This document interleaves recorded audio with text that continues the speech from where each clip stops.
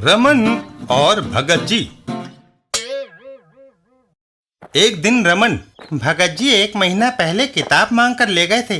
कमबख्त ने उसे अभी तक नहीं लौटाया। मैं जाकर अपनी किताब ले आऊं। भगत जी के घर पर। हैं, रमन अपनी किताब मांगने आ रहा है। मैंने चीज लेकर लौटाना नहीं सीखा। उसे बातों में लगाकर टरका दूंगा। रमन और भगत जी। भगत जी, मैं अपनी किताब लेने आया हूँ। रमन, देखो मेरा कुत्ता कितना होशियार है। चापू, जाओ अखबार लाओ। चापू अखबार ले आता है। शाबाश। चापू, मेरे जूते लाओ। चापू जूते भी ले आता है। कमाल है। बहुत अच्छे। लीजिए, गरम चाय पीजिए। चापू, जाओ दूसरे कमरे से चाय रखने के लिए स्टूल लाओ। चापू स्टूल के पास पहुंचता है और उसे उठाकर ले आता है। मेरी किताब वह स्टूल पर रखी है और रमन अपनी किताब लेकर वापस चल देता है। बो हो।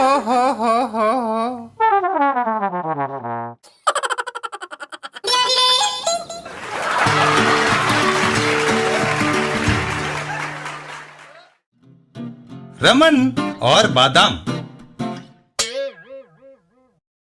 एक दिन रमन और मोगा सिंह। ओए रमन, तुम्हारे हाथ में क्या है? बादाम। मोगा सिंह, मैं इसे तोड़ने के लिए हथौड़ी की तलाश में हूँ। अगर आधा बादाम मुझे देने का वायदा करो तो मैं हथौड़ी दे सकता हूँ। मंजूर है मोगा सिंह। यह सुनकर मोगा सिंह घर के अंदर जाता है। मैं अभी अंदर से लाया। ये लो। रमन हथौड़ी हवा में उठाता है। बादाम अभी टूट जाएगा, लेकिन आओ, हथौड़ी मेरे हाथ पर लगी। मोगा सिंह। ओए रमन, मैं इसे तोड़ता हूँ। मोगा सिंह ट्राई करता है। मोगा सिंह का बादाम परवार और बादाम उछलकर रमन के मुंह पर जा लगता है। ओह, मोगा सिंह मर गया। क्या बात है? पहलवान, बादाम नहीं टूट रहा। लाओ, मैं इसे मुंह से तोड़कर दिखाता हूँ। पहलवान मुंह में बादाम रखकर उसे जोर से दबाता है। टूट गया। नहीं, वह मेरा दांत टूटा है। हैं? ओए।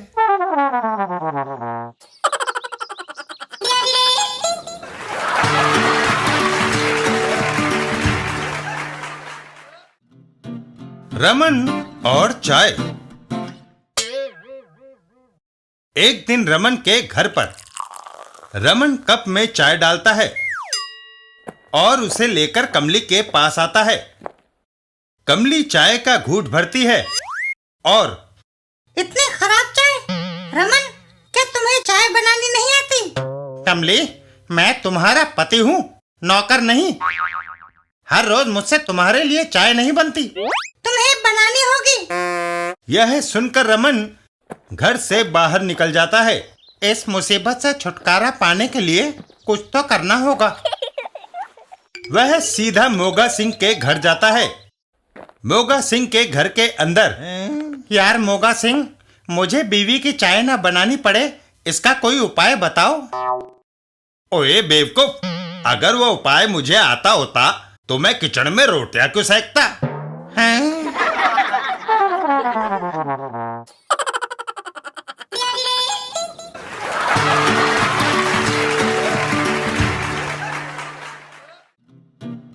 रमन और टैक्सी।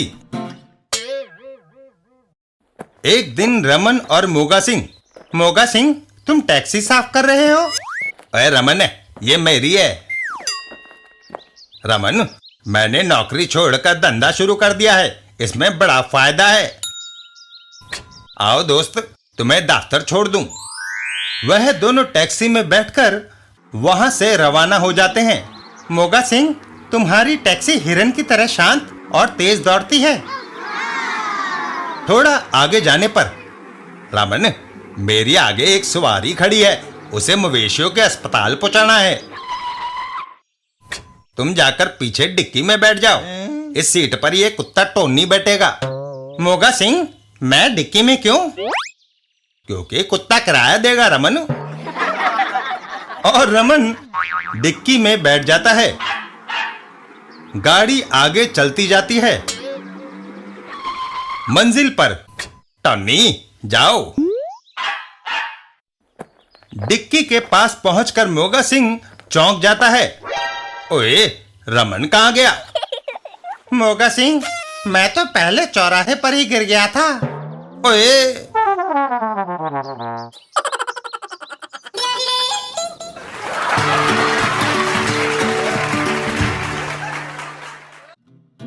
रमन और बस पकड़ना। एक दिन रमन के घर पर। सुनते हो जी, नाश्ता खा लो। नहीं कमली, दफ्तर को लेट हो जाऊंगा, मुझे 9:35 की बस पकड़नी है। अच्छा कमली, शाम को मिलेंगे। बस स्टॉप पर। अभी 9:35 की बस तो नहीं आई, वो तो अभी निकल कर गई है। वह बस जा रही है, मुझे उसे पकड़ना है, वरना बॉस दफ्तर लेट पहुंचने के कारण मुझे नौकरी से निकाल देगा। यह सोचकर रमन बस के पीछे दौड़ पड़ता है। उस आदमी का पीछा करो। रुको। नहीं, मेरी बस छूट जाएगी। और आखिरकार रमन बस का हैंडल पकड़ लेता है। शुक्र है मैंने बस पकड़ ली। कार वाला आदमी बस स्टॉप पर रुक गई है।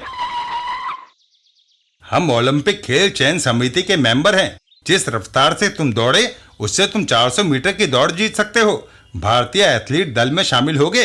हैं?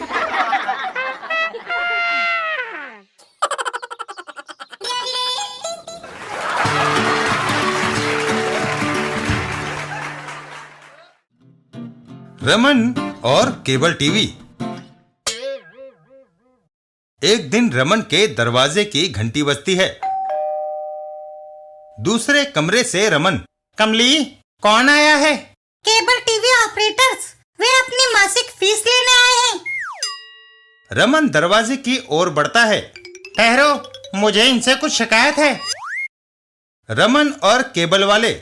स्टार प्लस धुंधला आता है, म्यूजिक चैनल का ऑडियो खराब है, स्पोर्ट्स चैनल बीच में गायब हो जाती है। तुम CNN चैनल क्यों नहीं दिखाते? दूसरे केबल ऑपरेटर्स स्टार मूवीज दिखाते हैं, BBC चालू करो। तुम जो हिंदी फिल्में दिखाते हो, उनके कैसेट्स घिसे हुए होते हैं और वे फिल्में पुरानी और बोर होती हैं। यह लो फीस के पैसे। आज मेरी पसंद की फिल्मों के कैसेट्स, करण अर्जुन, सुरक्षा, गोपी किशन दिखाना ना भूलना, याद रखना।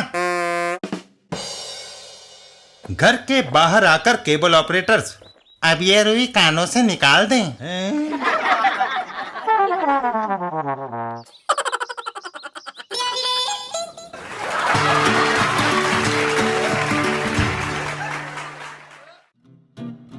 रमन और ब्लेड। एक दिन रमन के घर पर। रेजर का ब्लेड पुराना हो गया है, अब यह दाढ़ी नहीं बना सकेगा। रमन घर के बाहर दौड़ लगा देता है। कमली, मैं बाजार से शेव के लिए नया ब्लेड लेने जा रहा हूं। रमन दुकान की ओर बढ़ जाता है। दुकान पर। मुझे एक ब्लेड चाहिए। यह लीजिए। ब्लेड लेकर रमन वापस चल देता है। इसे जेब में डाल लूं, घर जाकर इससे शेव बनाऊंगा। तभी पकड़ो, वो मेरी जेब काटकर भाग रहा है। रमन जेब कतरे के पीछे दौड़ लगाता है। वह मुझसे बचकर नहीं जा सकता। पकड़ो जेब कतरा। रास्ते में। पकड़ो। रुको। मगर इंस्पेक्टर साहब, जेब कतरा वह भाग रहा है। अभी पता चल जाएगा कि जेब कतरा कौन है। जेबों की तलाशी दो। तलाशी लेने पर। तुम्हारी जेब में ब्लेड, इसे जेब कतरे ही जेबें काटने के लिए रखते हैं। चलो मेरे साथ। हवालात हैं।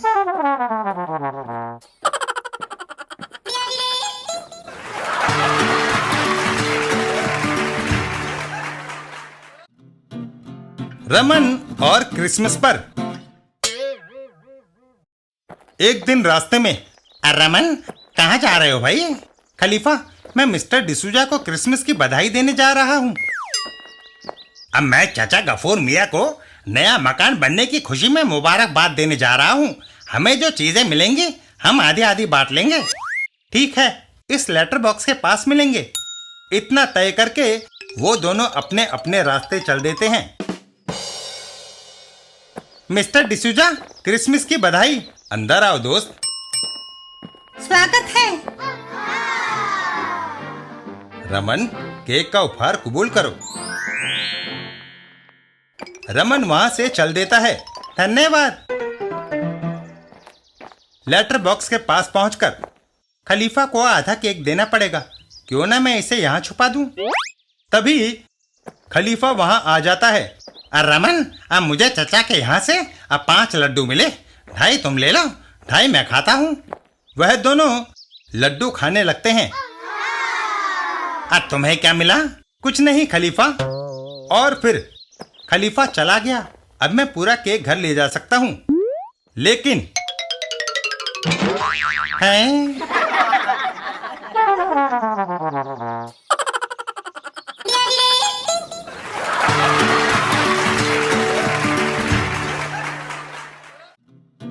रमन और डाइटिंग। एक दिन रमन के घर पर। सुनते हो जी, आज मेरी माँ आने वाली है। जाकर बाजार से पनीर, गोभी, अंडे, टमाटर, बैंगन, मटर और मिठाई ले आओ। क्यों? जब मेरी माँ आई थी तो तुमने मूंग की दाल बनाकर उसे टरका दिया था। जल्दी आना। कुछ देर बाद। लो, मैं सब्जियां और मिठाई ले आया कमली। खाने की बड़ी अच्छी खुशबू आ रही है। थोड़ा मैं खाकर देखूं? नहीं, माँ के लिए खाना कम पड़ जाएगा।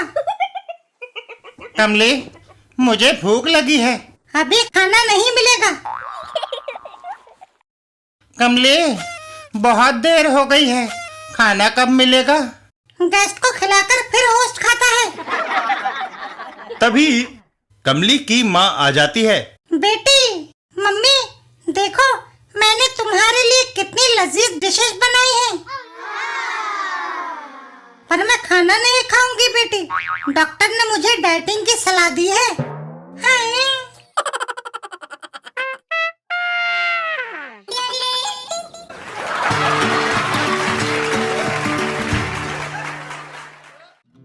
रमन और दवाई कैसे खाएं? एक दिन रमन के घर पर। कमली, मैं चिट्ठी लेटर बॉक्स में डालने जा रहा हूं। रास्ते में अरे, ये तो गप्पू की आवाज है। गप्पू, सिसकियां क्यों भर रहे हो? रमन, मेरे सिर में दर्द है। तो सरदर्द की दवा क्यों नहीं लेते? डॉक्टर ने ये गोली दी है, लेकिन ये कड़वी है, खाई नहीं जाती। देखो, पहले थोड़ी मिठाई जैसे पेड़ा खा लो, फिर गोली खाओ, आखिर में फिर पेड़ा खा लो। इस तरह मुंह कड़वा नहीं होगा। वाह रमन। इतना कहकर रमन वहां से चल देता है। मैं चिट्ठी डालकर आता हूँ। उम्मीद है तब तक तुम दवाई खा चुके होगे गप्पू। रमन लेटर बॉक्स में चिट्ठी डालता है और वापस चल देता है। देखूं गप्पू ने दवाई खाई है या नहीं। गप्पू के घर पर। अरे, दवाई की एक गोली खाने के लिए इतने सारे पेड़े। रमन, ये पहले खाने के हैं, गोली के बाद खाने के वह पेड़े हैं। आए।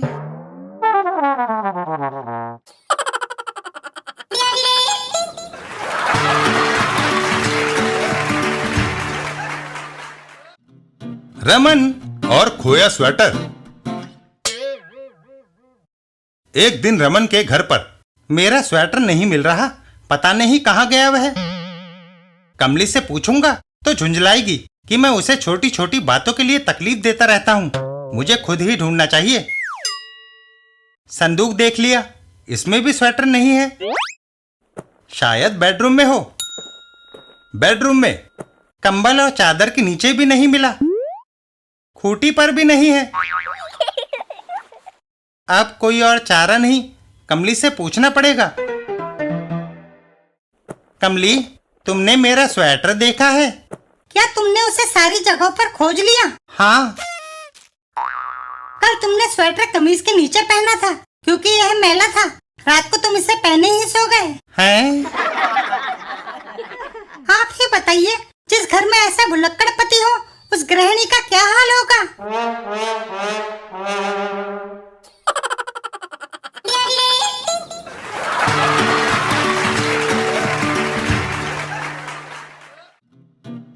रमन और फैशन मॉडल। एक दिन रास्ते में, बाबू फैशन मॉडल बनोगे? फैशन गारमेंट्स के एडवर्टाइजमेंट के लिए हमारी कंपनी को एक मॉडल की तलाश है। अगर तुम चाहते हो कि लाखों लोग तुम्हें टीवी पर देखें तो कार में बैठ जाओ। रमन कार में बैठ जाता है और कार वहां से चल देती है। स्टूडियो में रमन की शूटिंग होती है। थोड़ी देर बाद, लोग मेरी परवाह नहीं करते थे, अब जब मुझे टीवी पर देखेंगे तो मेरी कदर जान जाएंगे। कुछ दिन बाद, अरे आज सवेरे ही टीवी चला रहे हो? कमली, मैंने जिस एडवर्टाइजमेंट के लिए मॉडलिंग की थी वह टीवी पर आने वाला है। रमन टीवी ऑन करके सामने बैठ जाता है।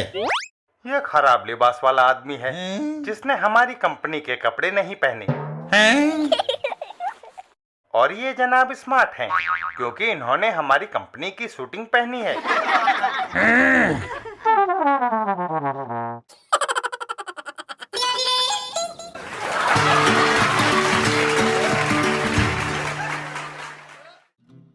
रमन और कमर का दर्द। एक दिन रमन के घर पर, उई! अमा मियां रमन, क्या हुआ? खलीफा, मेरी कमर में दर्द है। जल्दी से डॉक्टर के पास जाओ मियां। रमन डॉक्टर के पास चल देता है। उई!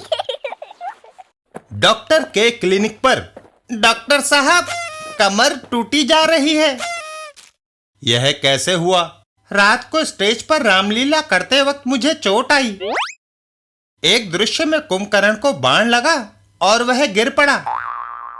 गिरा कुंभकर्ण और चोट तुम्हें आई?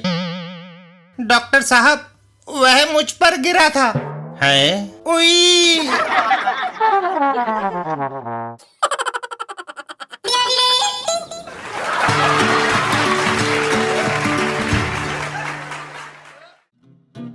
रमन और फटी कमीज। एक दिन रमन के घर पर, कमली, मैंने डॉक्टर के पास जाना है, मेरी कमीज फटी है, वह देखेगा तो क्या कहेगा? इसे सी दो। सुई नहीं मिल रही, स्वेटर पहन लो, फटी कमीज छिप जाएगी। रमन स्वेटर पहनता है। यह स्वेटर बाजू से उधड़ा हुआ है। स्वेटर उतार दो, कल ड्राई क्लीनर से तुम्हारा कोट आया है, इसे पहन लो। कोट पहनने पर, कमली, कोट का कॉलर फटा है। उसे उतार दो, यह शॉल लपेट लो। रमन शॉल लपेटकर बाहर चल देता है। शुक्र है रजाई की नौबत नहीं आई। डॉक्टर का क्लिनिक।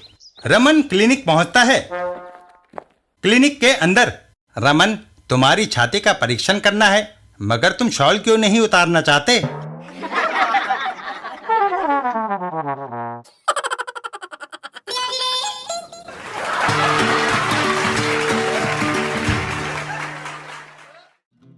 रमन और किंग कॉन्ग। एक दिन खलीफा और मोगा सिंह। खलीफा, आओ दोस्त, रमन को दिवाली मुबारक कहने चले। ठीक है मोगा सिंह। थोड़ी दूरी पर, पहलवान किंग कॉन्ग, ला मिठाई खाओ। डोलड्रम, अपना काम बताओ। मेरा वह मकान किराएदार रमन खाली नहीं करता, उसका सामान उठाकर बाहर फेंक दो। किंग कॉन्ग रमन के घर की ओर बढ़ जाता है। ये काम मेरी छोटी उंगली कर देगी। घर के अंदर रमन, कमली, दूर हट जाओ, यह खतरनाक एटम बम है। जलता हुआ बम और किंग कॉन्ग की एंट्री। बम एक जोरदार धमाके के साथ फट पड़ता है। ओह! और फिर रमन, दिवाली मुबारक भाई। ओए रमन, दिवाली मुबारक ओए।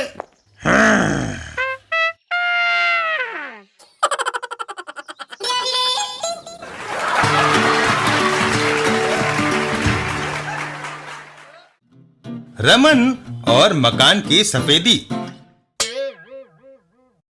एक दिन कमली और रमन।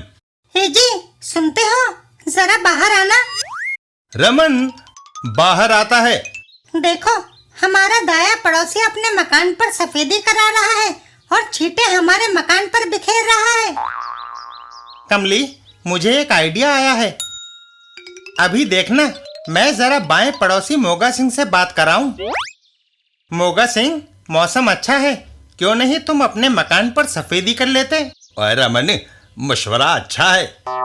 और मोगा सिंह सीढ़ी पर चढ़कर मकान की सफेदी शुरू कर देता है। थोड़ी देर बाद, कमली देखो, मुफ्त में हमारे मकान पर सफेदी हो गई।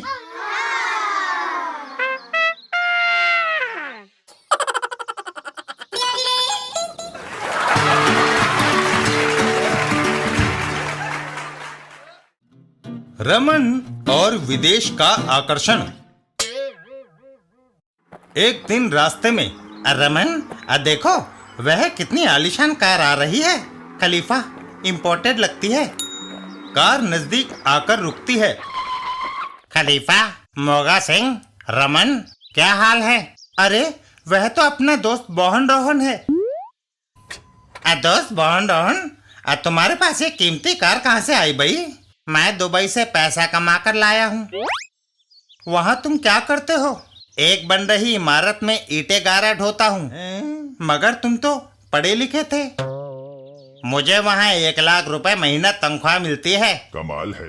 यह सुनते ही तीनों के चेहरे खिल उठते हैं। दोस्त, अब मुझे भी वहाँ ले चलो। ओए, और मुझे भी, मैं सड़कों पर झाड़ू दे लूंगा। तभी, ओहो, मेरी पीठ में खुजली। रमन दौड़कर उसके नजदीक जाता है। मैं तुम्हारी खारिश मिटाता हूँ। और रमन चौंक जाता है। अरे, तुम्हारी पीठ पर ये जख्म कैसे?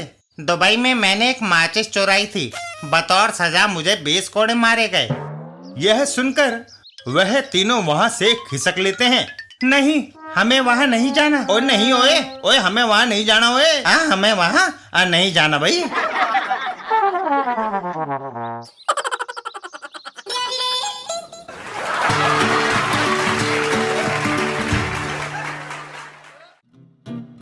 रमन और सहायता। एक दिन रमन और खलीफा रात देर तक ताश खेलते रहे। सुबह नींद जल्दी नहीं खुली। रमन, अच्छा हुआ तुम यहीं रुक गए। सारी रात बारिश होती रही भाई। रमन दरवाजे की ओर बढ़ता है। खलीफा, अब मैं चलता हूँ। मेरी बीवी मेरा इंतजार कर रही होगी। दरवाजा खोलते ही, ओह, बाहर सड़कों में पानी भरा है। खलीफा, रमन, अब बाढ़ का पानी अंदर आ गया है। छत पर चलो। छत पर हम सुरक्षित हैं। कुछ देर बाद, खलीफा, मुझे भूख लगी है। घर में खाने को तो कुछ नहीं बचा। अब वह हेलीकॉप्टर बाढ़ पीड़ितों की मदद के लिए अनाज फेंक रहा है। रमन, ये बोरी हमारे लिए है। तभी वह बोरी सीधा खलीफा के ऊपर आ गिरती है। आई हैं?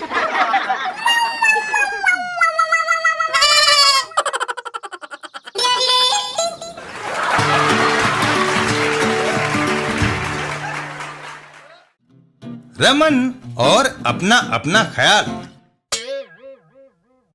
एक दिन रमन के घर पर। हे जी, क्या सोच रहे हो? कमली, मैंने दफ्तर में बॉस को तनख्वाह बढ़ाने के लिए कहना है। समझ में नहीं आता कैसे कहूँ। हाथ जोड़कर प्रार्थना करो, बॉस का दिल पिघल जाएगा। वह तुम्हारा वेतन बढ़ा देगा। रमन ऑफिस की ओर निकल जाता है। अच्छा, ऑफिस जाता हूँ। रास्ते में मोगा सिंह वेतन बढ़ाने के लिए कैसे कहना चाहिए? ओए, नरमी से कोई काम नहीं होता। बॉस को धमकी दो कि तनख्वाह बढ़ाओ, नहीं तो नौकरी पर लात मारता हूं। यह सुनकर रमन आगे चल देता है। ऐसा ही कहूंगा। थोड़ा आगे जाने पर, खलीफा, बॉस से पैसे बढ़वाने हैं, प्रार्थना करूं या धमकी दूं? रमन, नरमी का जमाना नहीं और धमकी देने से नौकरी जाने का खतरा है। तुम बीच का रुख अपनाओ। बॉस के केबिन में, रमन, तुम कुछ कहना चाहते थे? रमन अपने ख्यालों में खोया होता है। प्रार्थना। ओए धमकी, अब बीच का रुख भाई। और फिर, अगर कहने को कुछ नहीं तो जाओ अपनी टेबल पर काम करो।